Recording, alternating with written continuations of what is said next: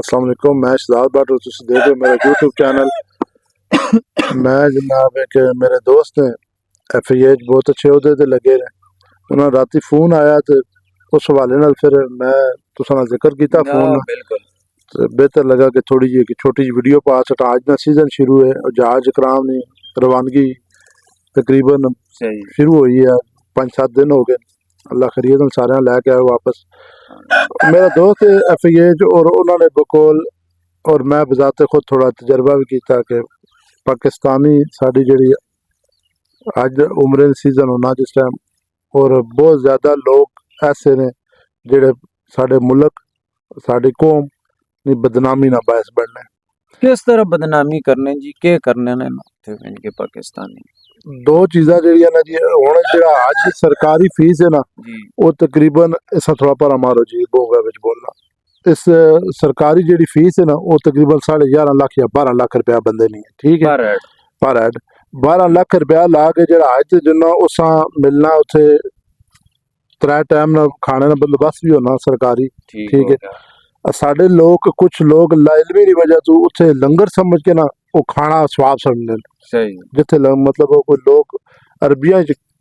3 खूबियां बहुत बढ़िया मैं तकियां जरा मैं रहा भी 22 दिन ये सदका बहुत करने। सही है, नमाज का टाइम हो गया तो जनाब नमाज अग ते खड़े हो गए पढ़सन सही और अपने बच्चे ने हथों सदका कराना। ठीक है, अच्छा वो ऐसा स्वाब समझ के वो लंगर खाने जिस टाइम तुम 11-12 लाख रुपया ला के अल्लाह की रजा से गए हो तो 50,000 रुपया अगर खाने पीने जुते या लाख रुपया लग गया तो कोई फर्क पैना। बिल्कुल पहली चीज। दूसरी जी खराबी सब तो बड़ी जी बदनामी ने बहस बननी है भीख मंगने उत्ते। भीख मंगने ना अच्छा जिस टाइम तुसी गए उत्थे उमरे वास्ते अल्लाह पाक नी जात असा सारे लेके जावे अपने और अपने हबीब नी मेन दरगाह में सड़ियां हो ना जिस टाइम तुसी गए हो उस टाइम भी काम चालू है मंगने लोग किस किस हवाले ने केड़ा केड़ा तरीका कार है उन्होंने तरीका वरदात दसो जरा।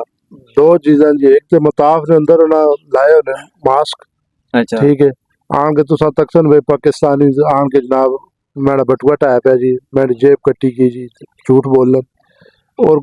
बाय चांस जिस टाइम मैं गया तो मेरे को एक दिन एक बंदा आया उसकी गल मैं मताफ हूँ बंदा किस तरह यकीन ना करे, मैं उस जो कोई कर सकिया किया और उन्हें तो याद ही रहनी ना। अच्छा उसी हुण पिंडी दफ्तर है या जिथे बैठे होने या ग्रां जेड़े साडे मंगने वाले ने सारे जानने बिल्कुल वो तो नहीं जानने। बिल्कुल ठीक है, 10-12 साल तो साडा पिंडी दफ्तर है, उसे जितने लोग मंगने वाले आने और कितने ऐसे जेड़े फिर मेरे घर विच भी वो मंगण और तानियां मैं तो जानना। ठीक है, उसी तरह वो दोबारा दूसरे दिन फिर मैनू मिल गया वही कहानी की उत्थे मताफ ने अंदर आराम पाया। ठीक है,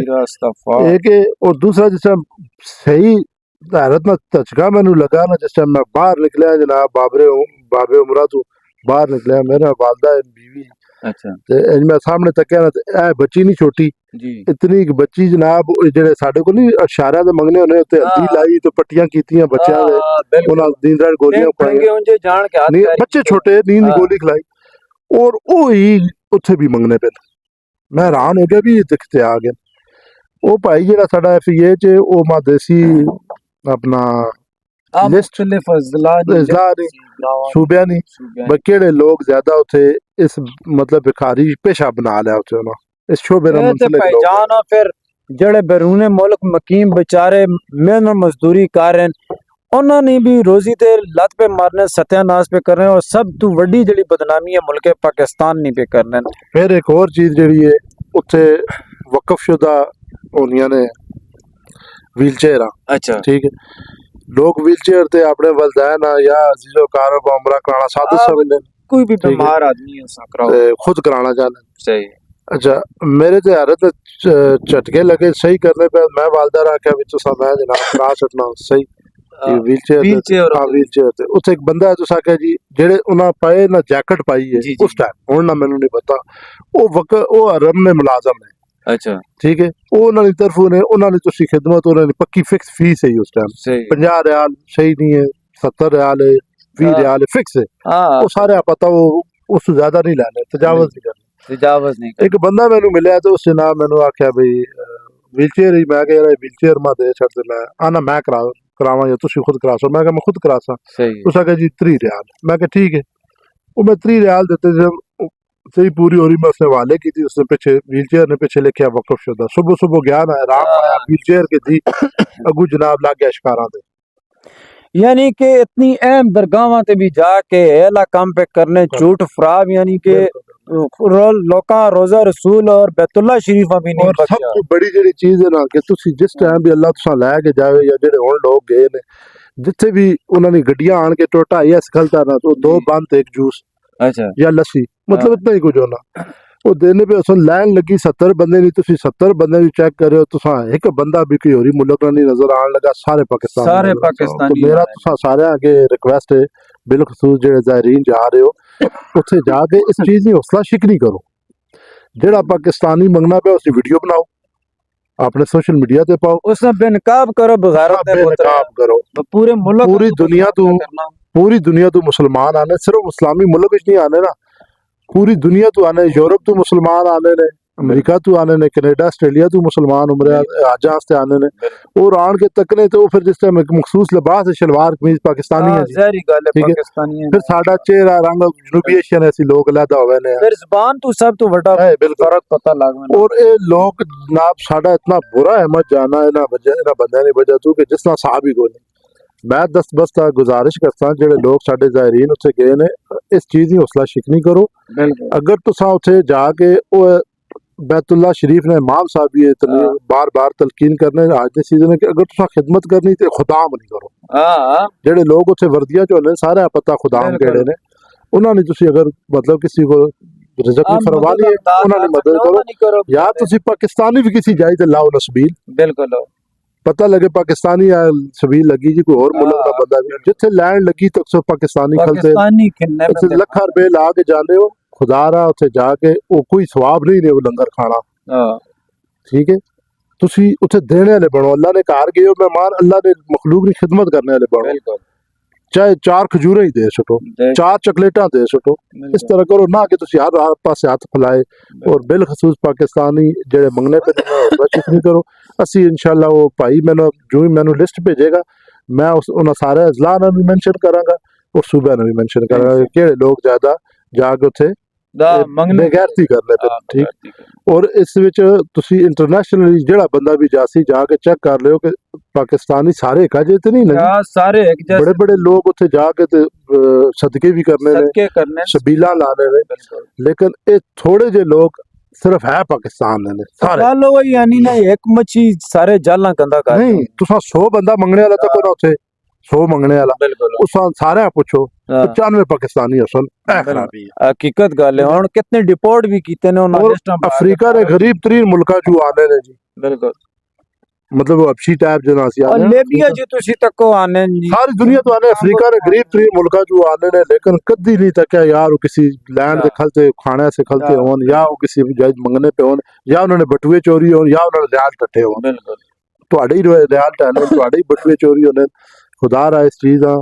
जेड़े पाकिस्तानी गए हो इसकी हौसला शिकनी करो और मैं रिक्वेस्ट करना जिथे पाकिस्तानी नजर आए उसकी वीडियो बनाओ आपने ताकि इन्होंने हौसला शिकनी होवे साडे मुल्क ना अहमद बेहतर होना जी ये जे गंदे चेहरे बाकी वो लिस्ट और गल भी जी जेड़े तुसी दसने पे अमूमन आने लोग दसने भी ई पाकिस्तानी उथे वेन के जनाब मुख्तलिफ जाइयां ते ना दीवारां बनियां ने ना हां उस जगह ना मैदान इरफात जो मैदान इरफात हाँ मैदान इरफात जो सतून है जिथे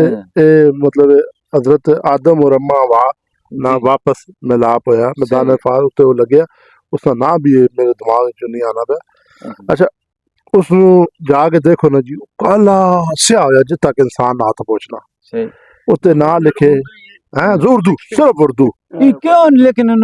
भाई मुख्तलिफ इन्होंने कविता ने एक जगह मैं जेड़ी मक्का शरीफ विच मदीना शरीफ विच जेड़ी सब तो पहली मस्जिद बनी ना जी वो हुण तक छत खत्म हो गया असा दीवारा कायम हो ठीक है उसी ज़ियारत दा मैं इत्तफाक होया अपने खुदा यकीन करो मिहराब ने अंदर अच्छा लड़की और लड़के ना नाम लिखिया ते शादी हो जाए मन्नत लिखी है मेराब दे अंदर देखो ते नमाज चाहते नहीं होनी ना बकियात उस मस्जिद में नबी पाक सल्लल्लाहु अलैहि वसल्लम ने दो नहीं मस्जिद है ठीक है पीले जे रंग होया सा छत कोई नहीं है दीवारां छोटी जी मस्जिद है 2 मरले 4 मरले तो सी उसने मेराब ने अंदर काले मार्कर नाल मैं खुद ना पढ़िया वो बदबख्त हो इतने पैसे ला के उत्ते जाने हो तुसी आज उमरा करने कोई सवाब नहीं जाके काम कर शरीयत किधरे साबित को नहीं भी किसी जाई ते कि ना लिख छटो तो उस आज उमरा ऐसे बुलावा आ जासी या उथे हो जासी दुआवा मंगो यार अल्लाह को जो मर्जी मंगो शादी मंगो बिल्कुल बच्चे मंगो लेकिन मंगो उसे लिखाना शुरू कर दो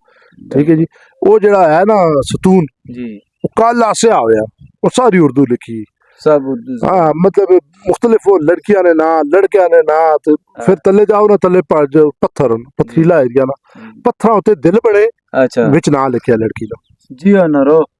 ये मैं खुद आप ये कहना सकिया ठीक है ऐसी बुराई कर रहा हूँ यार यार पाकिस्तान सब जाने वाला जो मुसलमाना जो उत्थे जड़ा अहमद है ना जी बहुत बुरा है एक आखिरी वाकये नाल मैं जनाब गल खत्म करना मैं असर दी नमाज पढ़ के ते मैं रुके एक जगह ते वेट करना पे है ना जी वालदा रहना ते ओ जमात हो गई एक बंदा रस्ते नमाज पे पढ़ना है बाबे उमरा वाला रास्ता जड़ा सीढ़ी लेने तेरे मताफ है वो बुरी शर्ता आया तो उसने नमाज पढ़ा दी थी यल्ला आजा तरीक रस्ते आने ना आजा रस्ते तू क्यों दखलते नमाज पढ़ा देती सही अच्छा ये जुम्मा है मैं उस दिन वो अरबी लिबास पाया गया ठीक है मैं बैतुल्ला शरीफ दा तकना पे खल जान के रहा